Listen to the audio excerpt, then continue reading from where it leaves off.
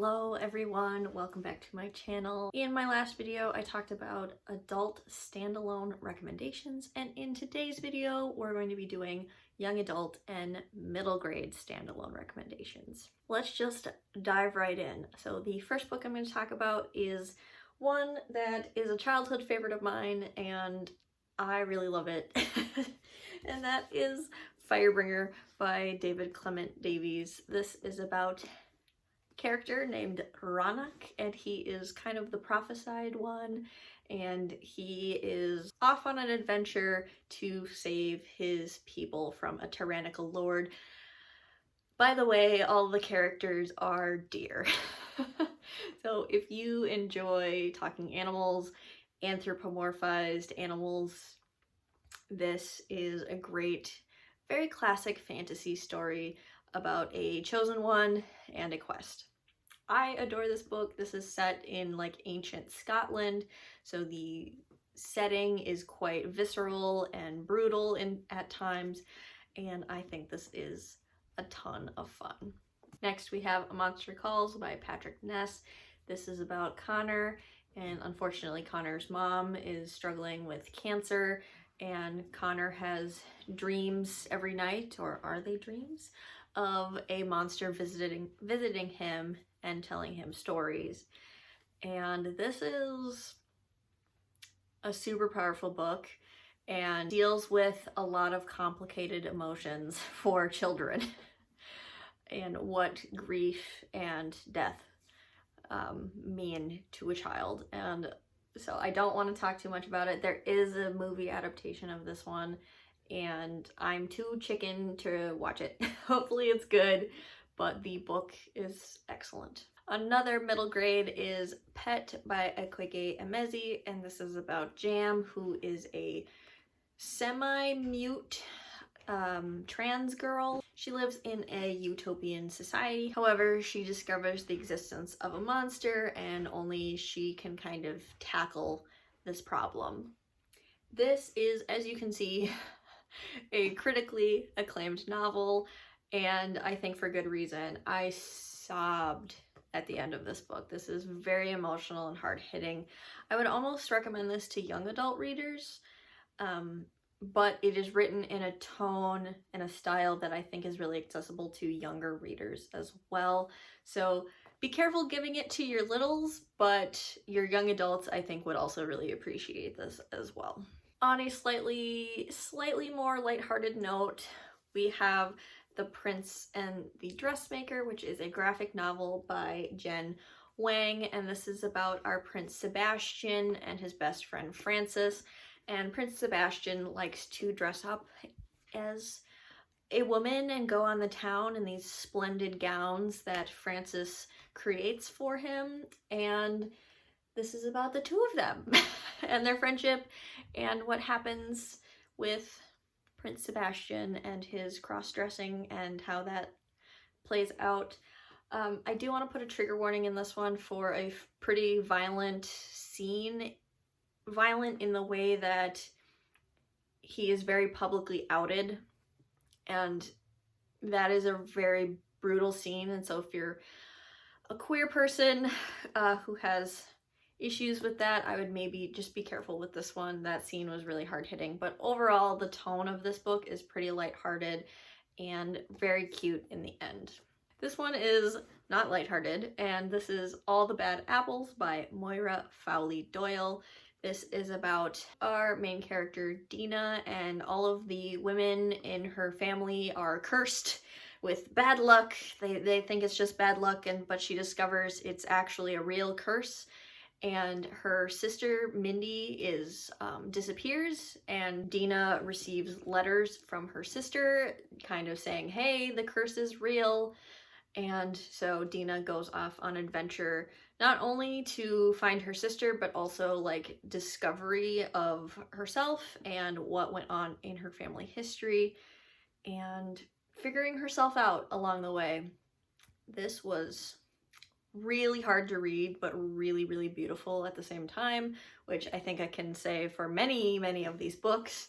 But this one in particular was very hard-hitting for me and has to do with a lot of horrible practices that the Catholic Church did to young women in the not so distant past and even up to the present. So again, be careful with this one, especially, you know, for young readers, but even for me as an adult, this was pretty hard to read, but so worth it in the end. A book that I really enjoyed and I don't see talked about anywhere is The Last Voyage of Poe Blythe by Ali Kandi.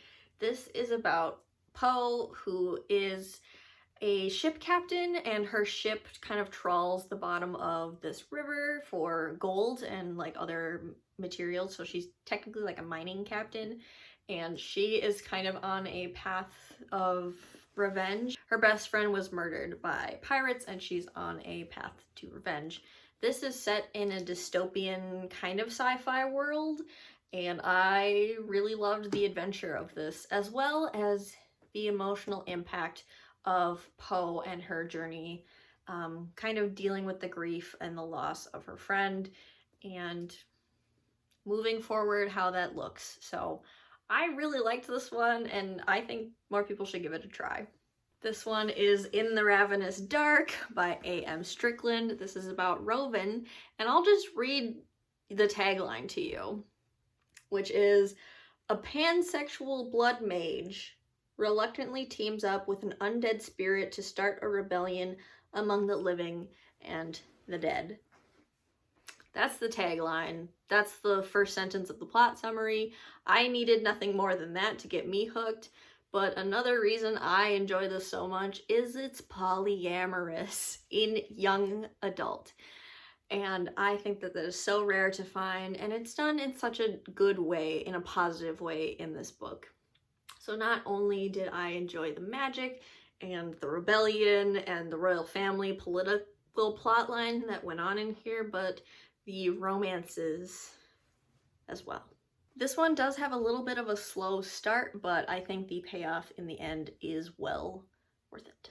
A kooky recommendation is Jane Unlimited by Kristen Kishore. Can you even see this cover? It is so holographic. This is a modern day choose your own adventure story where every option is a different genre, which I thought was super weird when I first read it, and then upon rereads, I've grown to appreciate this book more and more and more, because there's little threads in each of the sections that tie into each other, which I thought was fantastic. But this is about our main character, Jane. Jane is a woman, a young woman, who is dealing with the loss of her aunt, who was basically kind of like a mother figure to her. She really loved her aunt, and she is invited to this family island when they live on a mansion on an island, and clearly weird genre things start happening to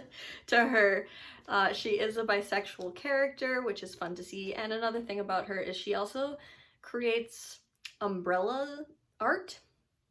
So she makes these really unique umbrellas, and that's kind of her hobby, and I love that for her. This is a weird one, but I think it's really excellent, especially the more you read it. Another book I don't physically own is An Enchantment of Ravens by Margaret Rogerson, and this is just fun.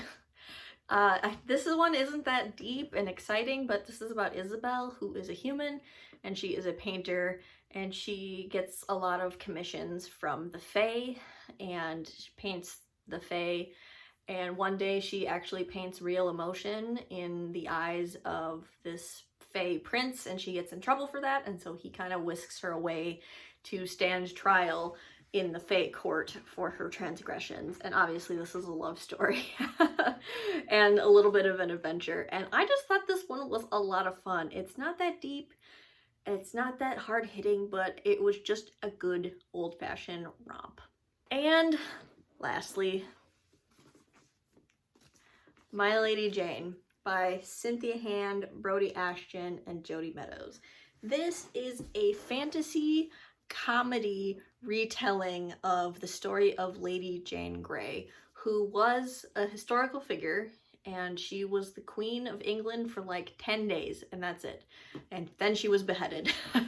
Again, this was so fun to read, And there are other books in the series, but they follow different historical Janes. So you can read these as standalone stories, but I thought this was hilarious. I was laughing out loud reading this one. And it's been a few years since this one's been out, but I still kind of think back and kind of chuckle to myself whenever I think about my reading experience with this one. There is a romance in here, there's fantastical elements, and there's comedy. And that was just a combination that really, really worked for me. That was my like rapid fire middle grade and young adult standalone recommendations. I would love to know in the comments down below any other middle grade and young adult standalone recommendations that you have, as I would love to read more. It's been kind of nice thinking about, you know, standalones and not having to go through a whole series. And I will see you in another video of mine very soon. Bye.